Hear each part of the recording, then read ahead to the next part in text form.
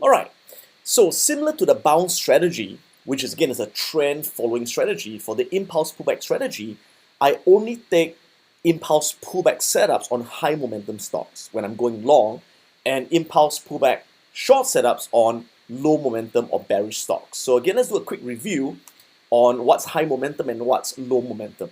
Okay, so again, ideally we want to go long on stocks with the strongest bullish momentum. And well, the first thing we look at is, again, we look at the overall market trend, which is the S&P 500. So I only go long when the S&P 500 is above the 20 exponential moving average and it's sloping up. All right, that's number one. Number two, I want to ensure that a stock which I'm trading going long has a strong relative strength. Okay, so you can use the relative strength indicator on charting software like Think or Swim and ensure that the relative strength is above the red line, which tells you that the stock is outperforming the S&P 500. Okay. Next, I ensure that the stock is in a strong sector and or industry. For that, I can go to finviz.com. I look under groups, sectors, industry, and charts. So I want to ensure that the sector and industry are on a strong uptrend. So the price is above the 50 moving average and is sloping up. Finally, I want the stock to have good or strong average volume of at least 150 to 200,000 shares being traded.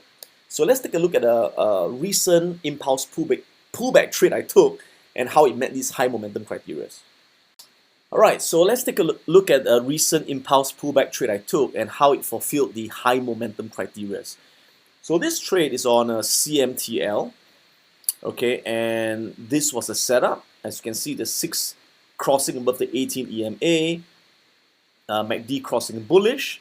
At the same time, we've got the swing high, and we've got a pullback, right? So my entry is a few cents above the high, and my stop loss was somewhere over here, which is at least 1 ATR away. Okay, so the first thing is the relative strength was something I checked. So to go to relative strength, go to this magic potion, click on that, and go to relative strength. Okay, there we go. Double click on that. And again, this is not to be confused with RSI. RSI is relative strength index. That's different. Relative strength refers to how strong the stock is relative to the S&P 500. Okay, so I'm going to click OK. And always look at the last 6 months time frame when checking relative strength. And you see this red line here, okay? So when the relative strength, which is the blue line,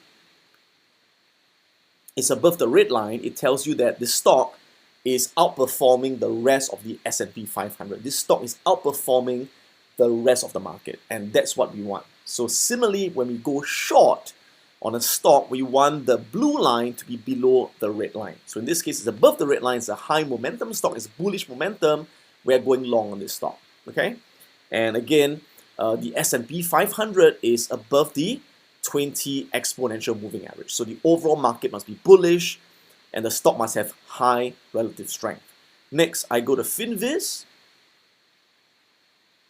Okay, go to finviz.com. And again, I type in the ticker symbol, CMTL. I check a few things.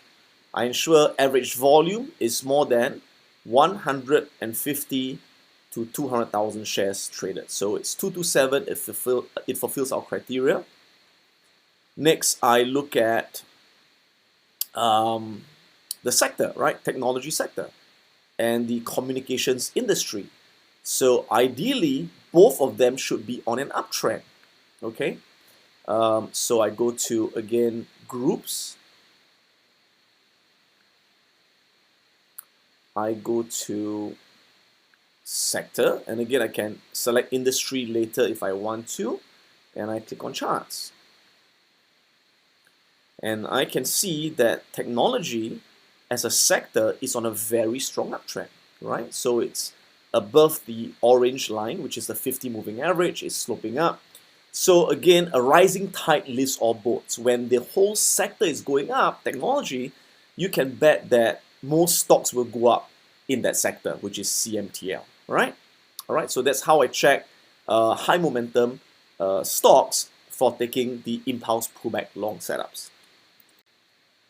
All right, so similarly, when I'm going short on a stock using the impulse pullback setup, I want to ensure that the whole market is on a downtrend. And this is especially important for the impulse pullback setup. I found over the years, when the market is bullish, when the S&P 500 is on a strong uptrend, and I take short trades on impulse pullback, they don't tend to make a lot of money. In fact, they tend to lose money. Okay, so always ensure that you are aligned to the S&P 500. Okay, so when we go short, we only do so when the market trend is bearish, S&P is below the 20 EMA, and the stock should show low relative strength. So once again, go to your Think or Swim platform or any charting software that has the relative strength indicator, and ensure that the indicator is below the red line and it's falling.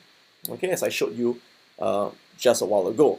Next, ensure that the stock you are shorting is in a weak sector or weak industry. Go to finviz.com, click on groups, select sector, and then industry. Look at the chart. Is the chart on a downtrend? So ideally, if the whole sector or industry is on a downtrend, chances are the stock you are shorting will go down, because a rising tide lifts all boats, a falling tide collapses most boats. Next, average volume should be above 150,000 to 200,000 shares a day. And again, you can check that out on Finviz as well. Just put in the ticker symbol on the main page. We looked at volume earlier on. On that same page, you can check that the stock is not less than $10. So again, we do not short stocks less than $10 because they tend to be a bit more risky. We avoid shorting stocks with a market cap less than $1 billion, and we avoid shorting stocks that have a high short interest ratio of above 8, right? So 8 and below is fine. Okay, so that concludes how we look for high momentum and low momentum stocks. All right, so this concludes lesson 1 on the impulse pullback strategy. All right, so again, if you've got any questions, send me an email. If not, you can screen for your own trades daily or subscribe to our trade alerts. This is Adam Koo, and I'll see you in the next lesson.